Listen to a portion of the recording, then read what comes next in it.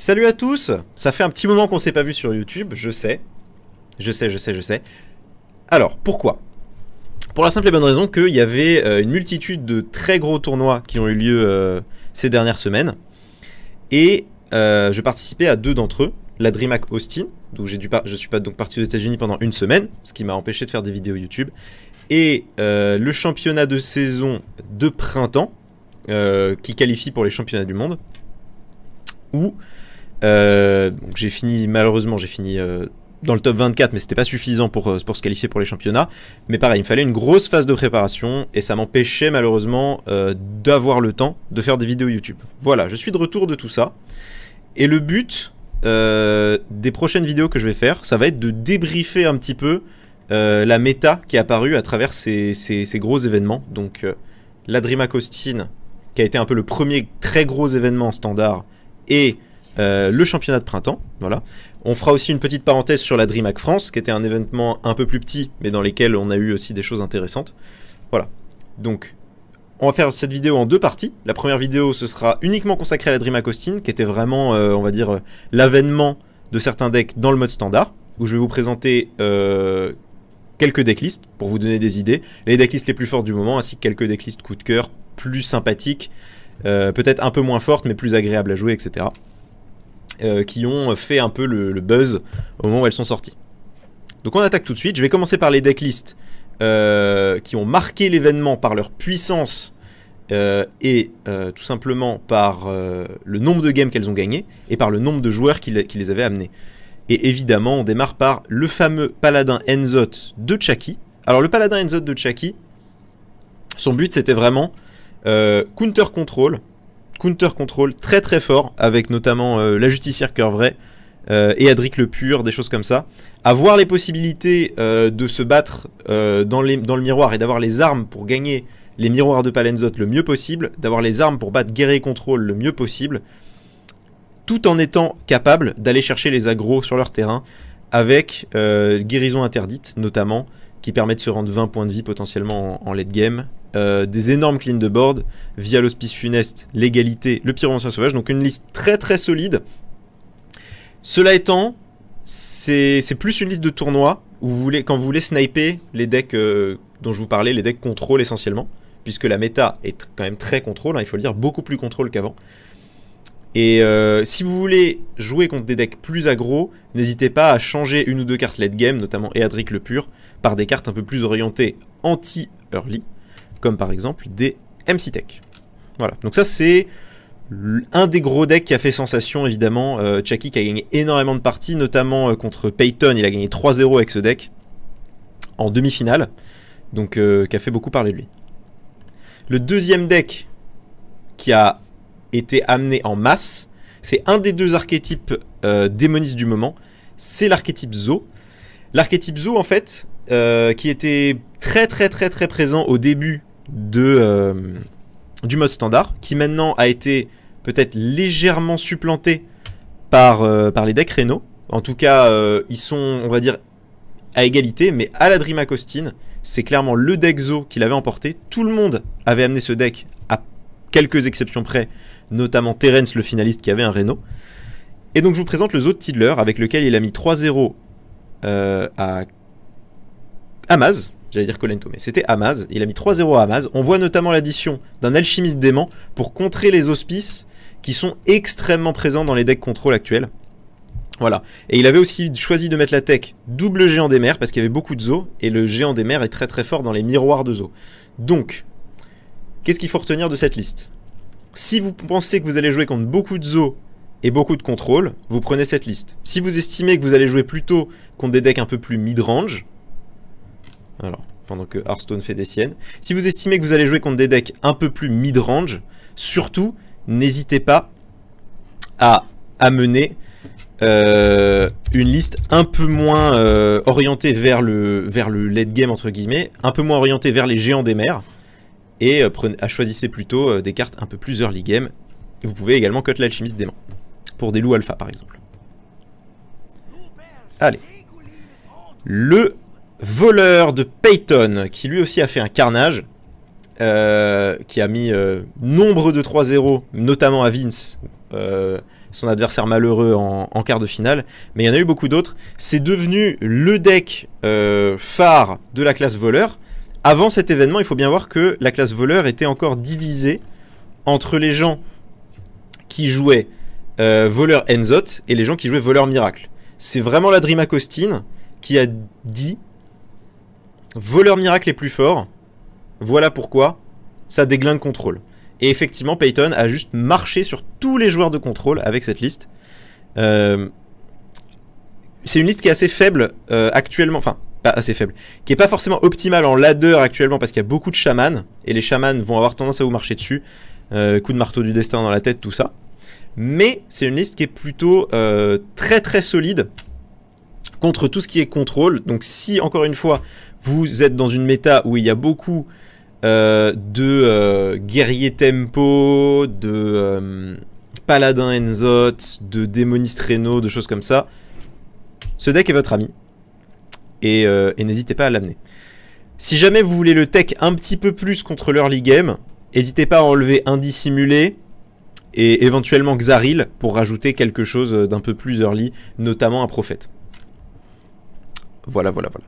Et enfin, le dernier deck. Alors cette fois-ci, c'est un joueur qui, lui, n'était pas à la Dream Costin, mais c'est un joueur qui, en fait, a tellement mis son empreinte instantanément à l'arrivée du standard qu'il fallait citer son deck, parce que tout le monde, quasiment, jouait le deck à Austin. Alors, il manque les 100 alicors, hein, qui ont été cachés sur le screenshot, j'en suis désolé. Donc, il y a 100 alicors ici. Et c'est la liste guerrier tempo, vous en avez beaucoup entendu parler, c'est probablement la liste la plus forte dans le jeu actuellement puisqu'elle est extrêmement complète, elle a très peu de contre, à part guerrier contrôle, mais donc, et encore guerrier contrôle vous pouvez le battre, donc c'est une liste qui est très optimisée, qui instantanément s'est retrouvée à être vraiment très optimale dans sa construction dès les tout débuts du mode standard, elle n'a pas bougé depuis. Donc, en plus c'est une liste qui est extrêmement plaisante à jouer, donc beaucoup de gens la prennent en main. Il y a beaucoup de légendaires, on a vraiment l'impression d'avoir des mains avec de la consistance, on pioche beaucoup. Donc c'est vraiment un deck qui a une grosse solidité, qui est très intéressant dans sa construction. C'est un deck qui est né un tout petit peu dans le mode standard, qui a été adapté, qui est né de Shten Udashi le russe. Et c'est un deck qui a été pris et modifié par Board Control, le joueur anglais. Et voilà, ça donne ça. Et c'est un petit bijou, je vous le conseille vraiment. C'est surpuissant et c'est vraiment plaisant. Donc ça, c'était pour les decks, on va dire, les plus forts qui ont marqué la méta et qui seront probablement très présents dans la méta pendant tout le reste, pendant au moins jusqu'à la prochaine extension, quoi.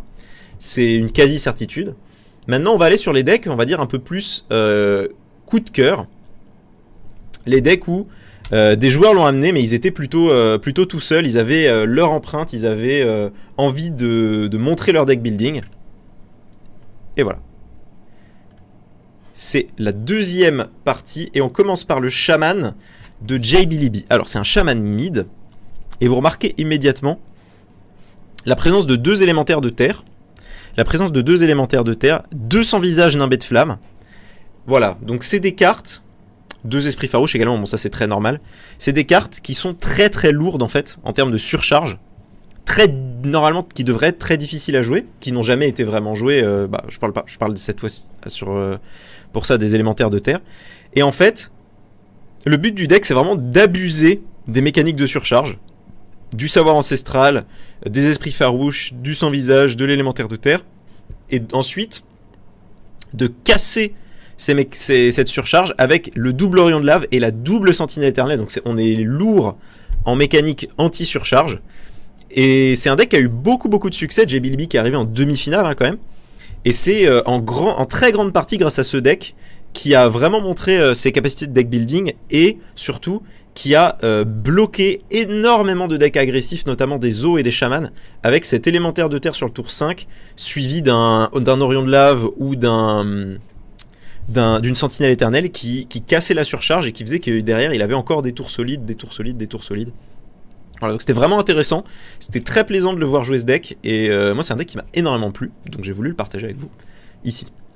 Le deuxième c'est le Freeze Mage Reno Maligos.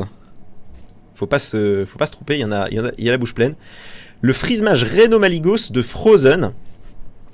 Alors c'est un freeze mage, on va dire classique, faut mettre beaucoup de guillemets, mais qui en fait a rajouté des cartes tech pour pouvoir s'en tirer beaucoup mieux contre aggro.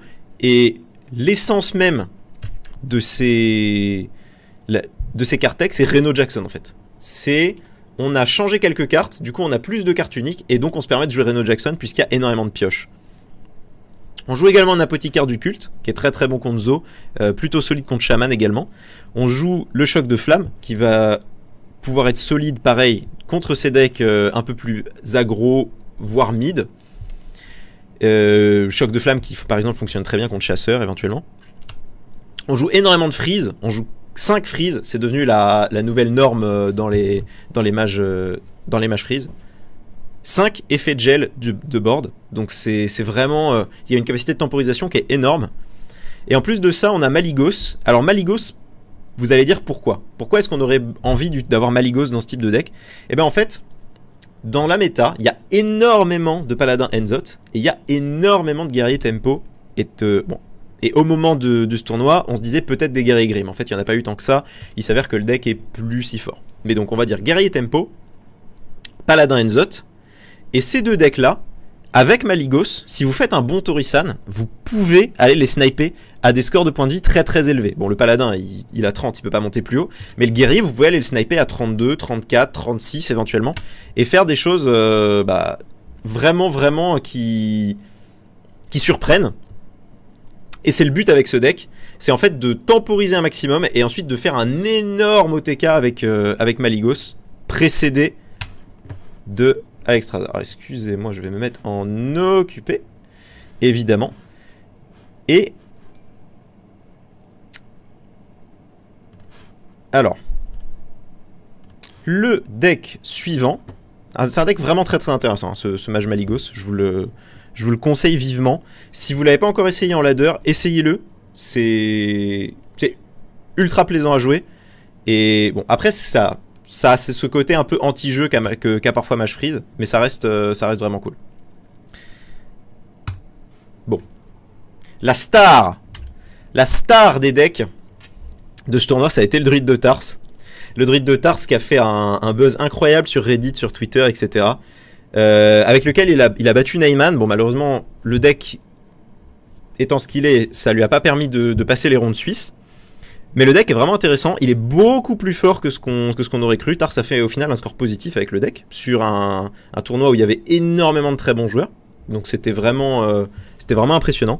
C'est une vraie prouesse de deck building, avec notamment la pierre d'invocation et le Yogg-Saron. Mais au-delà de ça, c'est un peu ce côté deck druide token, avec beaucoup d'accélération, qui a fait que le deck était plutôt fonctionnel. Et voilà, le deck est assez intéressant. Il y a Orange qui en a proposé une amélioration sur son Twitter, si vous voulez aller voir. Orange qui a beaucoup retravaillé et repiqué un peu les decks druides de la méta, ainsi que les decks chasseurs. Donc n'hésitez pas à aller voir sur son Twitter. Également sur le Twitter de Tars, il y a des modifications qui ont été apportées. Les Twitter de Orange et Tars, je vous les mettrai dans la description de la vidéo, évidemment. Voilà. On en arrive au dernier deck coup de cœur de la Dream Acostine, tout simplement. C'est le deck Paladin de Koyuki. Alors, le deck Paladin de Koyuki, il était vraiment intéressant, mais la line-up en général était super cool. En fait, il a voulu proposer une line-up très agressive pour contrer les decks vraiment greedy que certains autres joueurs proposaient. Des decks vraiment greedy. On en a vu notamment, je vous ai parlé du Paladin de Chaki, mais il y en avait beaucoup d'autres. Il y avait des decks contrôle, des war control extrêmement greedy, plein de légendaires, etc. Et le but, c'est de punir ces decks-là avec ce Paladin. Ce Paladin a en plus de ça la capacité à aller chercher des decks comme le Zo, par exemple, via ses mécaniques de bouclier divin avec les héroïnes altruistes, le protecteur d'argent, etc. L'héroïne altruiste qui est une excellente nouvelle carte d'ailleurs. Si vous ne l'avez pas encore testé, c'est le moment. Et punir via la faveur divine les decks qui conservent beaucoup de cartes en main. Donc en fait c'est un peu une version revisitée de l'Eboladin. Et le deck a eu pas mal de succès pour Koyuki. Ça a été... alors je sais pas pourquoi il s'appelle deck Paladin. Je voulais l'appeler Paladin de Koyuki. Je suppose qu'il me pardonnera. paladin de Koyuki, donc les Boladins de Koyuki si vous préférez, le paladin aggro de Koyuki si le terme vous convient. Voilà. On repère notamment 2 forces divines, qui est une carte qui avait été jugée à tort comme étant extrêmement mauvaise de base et qui au final se trouve être plus que correcte. Vraiment, pour prendre des petits trades en early, etc. Notamment contre Zo, on en parle. C'est vraiment excellent. Contre Shaman également. Si vous arrivez à prendre le board d'un Shaman, bah, c'est vraiment très très bon. Donc voilà, je vous conseille ce deck encore une fois. C'était mes 4 decks coup de cœur de la DreamHack Austin. On se retrouve dans une vidéo très très prochainement pour parler du Spring, du tournoi de printemps et du tournoi de la DreamHack France. Voilà. C'était important pour moi de faire une vidéo un peu plus longue sur la DreamHack Austin parce que c'est vraiment l'événement qui a un peu fixé la méta, à mon sens.